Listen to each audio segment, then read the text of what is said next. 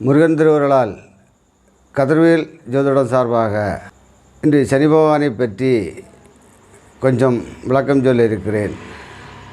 பொதுவாகவே சனி பகவான் எல்லோருக்கும் 7.5 சனியாகவும், அஷ்டம சனியாகவும், அர்த்தாட்சம சனியாகவும், கண்டக சனியாகவும் இப்படி பாதக சாதனங்களில் செயல்படுவார். அதேபோல் 3, 6, 10, 11, 9 போன்ற இடங்களில் சாதகமாட்டும் செயல்படுவார். இதனால் இந்த சனி பகவான் சாதக பாதக இடங்களில் இருக்கும்போது என்ன செய்ய வேண்டும், என்ன செய்யக்கூடாது போன்ற காரியங்களில் இன்று உங்களுக்கு என்னுடைய அனுபவ ரீதியான உண்மைகளை சொல்லியிருக்கிறேன். பொதுவாகவே சனி பகவான் அவன் நீதி தேவன், யாரையுமே பாரபட்சம் பார்க்க மாட்டார். அதனால்தான் அவருக்கு ஈஸ்வரன் என்கிற சனீஸ்வரன் என்கிற பட்டன் உள்ளது. அதுபோல் எந்த கிரகங்கள் கொடுத்தாலும் அதை தடுக்கும் சக்தி சனி பகவானுக்கு உண்டு. அதே நேரத்தில் சனி பகவான் கொடுக்க நினைத்தால் மற்ற 8 கிரகங்களாலையும் தடுக்க முடியாது. அதனால்தான் சனி கொடுத்தால் எவர் தடுப்பார் என்று சொல்வார்கள். இவர் பொதுவாக ஒரு ராசி மண்டலத்தில் ஒவ்வொரு ராசி மண்டலத்தில் 2.5 ஆண்டு காலங்கள் சஞ்சாரம் செய்வார். இப்போது கும்பத்தில் இருந்து கொண்டு ஆட்சி பெற்று வழிநடத்தி கொண்டிருக்கிறார். இதனால் மேசராசிக்கு 11ஆம் இடத்திலையும், இடவராசிக்கு 10ஆம் இடத்திலையும், மீனராசிக்கு 9ஆம் இடத்திலையும், கடகராசிக்கு 8ஆம் இடத்தில் அஷ்டமத்து சனியாகவும், சிம்மராசிக்கு 7ஆம் இடத்தில் கண்டகச்சனியாகவும், கன்னிராசிக்கு 6ஆம் இடத்தில் யோகச்சனியாகவும், துளாராசிக்கு 5ஆம் இடத்தில் புத்திசானத்தில் சனி பகவான் செயல்படுகிறார். விருச்சிக ராசிக்கு 4ஆம் இடத்தில் அர்த்தாட்சம சனியாக செயல்படுகிறார். தனுசு ராசிக்கு 7.5 சனி முடிந்து 3ஆம் இடத்தில் வெற்றி சனியாக செயல்பட்டு கொண்டிருக்கிறார். மகர ராசிக்கு 5 வருடங்களாக 7.5 சனி நடந்து இப்போது பாதச்சனியாக செயல்பட்டு கொண்டிருக்கிறார். கும்பராசிக்கு ஜென்மசனியாக செயல்படுகிறார். மீன ராசிக்கு இப்போது 7.5 சனி ஆரம்பமாகிறது. இப்போது சனி பகவான் மேசராசிக்கு 11ஆம் இடத்தில் சாதகமான இடத்தில் இருக்கிறார். அதனால் மேசராசி அன்பர்கள் இப்போது ஒரு புதிய உத்வேகம் எடுத்து கொண்டிருக்கிறீர்கள். இதில் அரசியலில் ஈடுபடும் மேசராசி அன்பர்களுக்கு இந்த சனி பகவானால் பயங்கர ஆதரவு, மக்கள் ஆதரவும் பயங்கர செல்வாக்கும் வரப்போகுது. எனவே நீங்கள் தலைமை பகுதிக்கு இதுவரை உங்களுக்கு தலைமை பதவி கிடைக்காதவர்களுக்கு இப்போது தலைமை பதவி கிடைக்கும். அதனால் இப்போ 11இல் இருந்து செயல்படுவதால் எல்லா ஐஸ்வர்யங்களும் தர வல்லவராக இருக்கிறார். அடுத்த பயிற்சி உங்களுக்கு 7.5 சனி ஆரம்பமாகுது. எனவே அகங்காரம் கொள்ளாமல் சனி பகவானை வழிபட்டு இந்த நல்ல காரியங்களை செய்ய வேண்டும். இப்போது சொத்து சேர்க்கை எது வேண்டுமானாலும் செய்து கொள்ளலாம். ரிஷபராசிக்கு 10ஆம் இடத்தில் வந்திருக்கிறார். எனவே தொழில் சாரம் சிறப்படைகிறது. தொழிலை முன்னேற்றம் செய்யுங்கள். சனி பகவானை வழிபட்டு எந்த தொழில் செய்தாலும் தொழில் முதலீடுகள் கிடைக்கும். உத்தியோகத்தில் மதிப்பு மரியாதை இருக்கும். எனவே அந்த மாதிரி உங்களுக்கு இது முன்னேற்ற காலம், பெரிய பிரச்சனை இருக்காது. மிதுன ராசிக்கு இப்போது 9ஆம் இடத்தில் பாக்கிய சனியாக செயல்படுகிறார். அவர் 8ஆம் அதிபத்தியம் சனி பகவான் தான், 9ஆம் அதிபத்தியம் சனி பகவான். எனவே இனிமேல் உங்களுக்கு இந்த பாக்கியங்கள் வந்து சேரும். இப்போதைக்கு நீங்கள் அஷ்டமத்து சனியில் இழந்ததை எல்லாம் இப்போது உங்களுக்கு சனி பகவான் தருவார். எனவே நீங்கள் தைரியமாக சனி பகவானை வழிபட்டு இந்த காலத்தை வெற்றி காலமாக மாற்றுங்கள். கடகராசிக்கு கண்டக சனி மாறி அஷ்டமத்து சனியாக செயல்படுகிறார். எனவே நீங்கள் பாக்கிஸ்தானத்தை சனி பகவான் பார்ப்பதால் ஒரு முறைக்கு 2 முறை யோசித்து பேச வேண்டும். சொன்ன சொல்லை காப்பாற்றுவது கொஞ்சம் கடினமாக இருக்கும். எனவே சனி வழிபாட்டை தொடர்ந்து செய்ய வேண்டும். கொஞ்சம் பொறுமை காத்தால் உங்களுக்கு இந்த சனி பகவானால் கருணை கிடைக்கும். எனவே நீங்கள் அதிக பேராசைப்படாமல் ஓரளவுக்கு தெய்வத்தை முன்னிறுத்தி காரியங்கள் செய்தால் எல்லாத்திலும் வெற்றி அடையலாம். சிம்மராசிக்கு இப்போதைய அவர் கண்டக சனியாக இருக்கிறார். எனவே நீங்கள் செய்யக்கூடாதது என்னவென்றால் கணவன் மனைவிக்குள்ளே சண்டை சச்சரவு செய்யக்கூடாது. நண்பர்களுக்குள்ளே தர்க்கங்கள் செய்யாமல் இருப்பது நல்லது.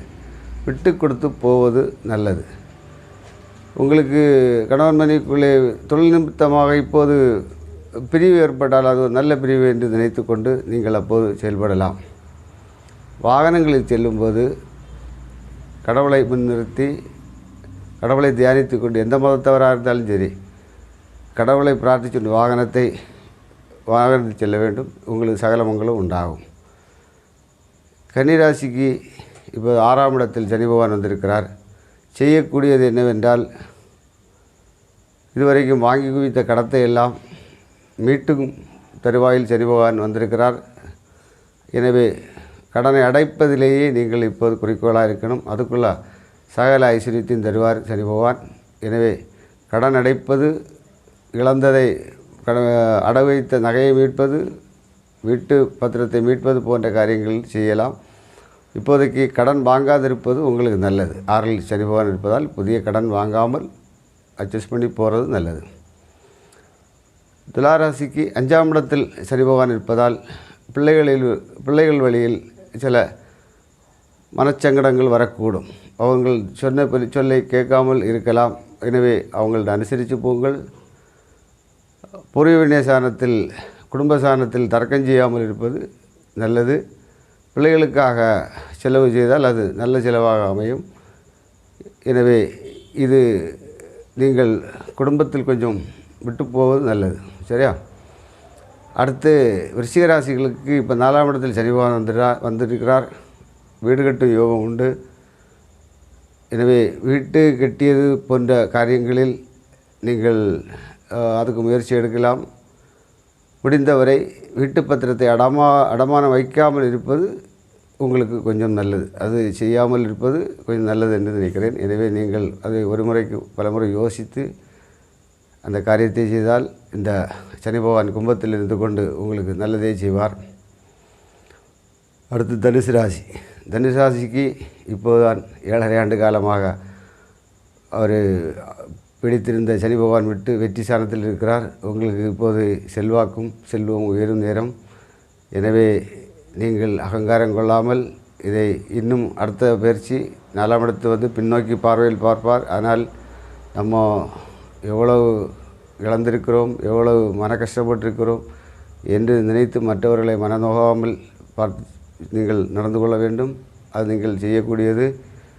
எனவே இது ஒரு பொற்காலம் என்று வருகிற வருமானத்தை ஊதாரித்தனமாக செலவு செய்யாமல் சேமிப்பது இப்போது செய்ய வேண்டிய கடமை. அடுத்து மகர ராசி. மகர ராசிக்காரர்களுக்கு 5 வருடமாக சனி பகவான் 7.5 சனியாக செயல்பட்டுகிறார். இப்போது பாதச்சனி தான். அதனால் அவர் உங்களை விட்டுவிடும் காலம் நெருங்குகிறது. எனவே நீங்கள் வீழ்ச்சியில் என்று எழுச்சியை நோக்கி செல்லும் காலமாக இது வருகிறது. எனவே நீங்கள் இந்த காலத்தில் புதுசாக குடும்பத்தாருடன் 2ஆம் இடத்தில் இருப்பதால் குடும்பத்தாருடன் அதிகம் கடன் வாங்காமல் இருந்தால் இந்த சனி பகவான் உங்களுக்கு சாதக பலனை தருவார். சனி வழிபாட்டை தொடருங்கள். காலபைரவர் வழிபாட்டை தொடருங்கள். வெற்றியடைவீர்கள். அடுத்து கும்பராசி. கும்பராசிக்கு இப்போ ஜென்மசனி நடந்து கொண்டு இருக்கிறது. கடந்த 3 ஆண்டு காலமாக அவர் 7.5 சனியில் இருந்தாலும் இப்போது உங்கள் ராசியிலே உட்கார்ந்திருக்கிறார். ஆனால் செய்ய வேண்டியது உடல் நலத்தில் அதிக அக்கறை எடுத்துக்கொள்ளுங்கள். தெய்வ வழிபாட்டை தொடருங்கள். அதே வேளையில் 10ஆம் வீட்டை சனி பகவான் பார்ப்பதால் தொழிலில் கவனம் அதிகம் தேவை. அடுத்தவர்களை நம்பி பண பரிமாற்றம் செய்தால் பணம் திருட்டு போகிறதுக்கு அதிக வாய்ப்புண்டு. எனவே கும்பராசி அன்பர்கள் தொழில் சாரத்தை ரொம்ப கவனமாக செயல்பட வேண்டும். அரசியலில் இருப்பவர்களும் நமக்கு பழி வருமோ என்று பயந்து, மேலதிகாரிக்கு பயந்து, கடவுளுக்கு பயந்து செயல்பட்டால் இந்த காலம் வெற்றி அடையலாம். மீனராசிக்கு இப்போதுதான் 7.5 சனி ஆரம்பமாக இருக்கிறது. நீங்கள் வீடு கட்டும் முயற்சியில் செயல்பட்டால் இந்த விரைய செலவெல்லாம் சுப செலவாக மாறும். எனவே நீங்கள் வீடு கட்டும் முயற்சியிலேயோ வீடை புதுப்பிக்கும் முயற்சியிலே செய்தால் விரைய செலவுகள் சுப செலவாக மாறி சந்தோஷம் அடைவீர்கள். பொதுவாக 7.5 சனி பிடிக்கும் காலத்தில் முதலில் அனுபவ ரீதியான உண்மையை சொல்கிறேன். 7.5 சனி பிடிக்கும் முதல் 2 ஆண்டு காலங்கள் அவர் என்ன செய்வார் என்றால், முதலில் வீட்டில் இருக்கும் தங்கத்தை எந்த விலையிலேயாவது விரயமாக்குவார். அடகு போவதோ இல்லது இன்னொரு ஆளுக்கு இரவல் கொடுப்பதோ போன்ற பல நாள் வீட்டில் தங்கம் இல்லாத போகும். அதுதான் முதலில் அவர் செய்யக்கூடிய பலன். வருமானம் குறையும். எனவே நீங்கள் செய்ய வேண்டியது 7.5 சனி தொடங்கும் காலத்தில் தங்க நகைகளை நம்ம வீட்டில் உள்ள யோக பலன் உள்ள நபரின் பேரில் பேங்கில் லாக்கரில் வைப்பது நல்லது. 7.5 சனி இல்லாமல் நல்ல தசாபுத்தி நடக்கிற பேரில் லாக்கரில் வைப்பது நல்லது. தங்கத்தை தேவையில்லாமல் இன்னொருவர்களுக்கு இரவல் கொடுப்பது தவறு.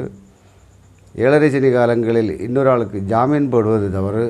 அதெல்லாம் வில்லங்கமாக தான் வரும். எனவே அந்த காலங்களை நீங்கள் என் அனுபவ ரீதியாக உண்மையை சொல்லுகிறேன். 7.5 சனி பொதுவாக 7.5 சனி அஷ்டமத்து சனி இதெல்லாம் 40 வயது கடந்தவர்கள் தான் அதை நம்பிக்கை கொள்வார்கள். ஏனென்றால் அப்போதுதான் வாழ்க்கையில் நம்ம நடுப்பகுதியில் வாழ்க்கையிலுள்ள கஷ்டங்களை அனுபவிக்கும் போது தான் சனி பகவான் தாக்கம் இவ்வளவு இருக்குமா என்று நம்ம கடவுளை நாட வேண்டிய நிலைமை வரும்.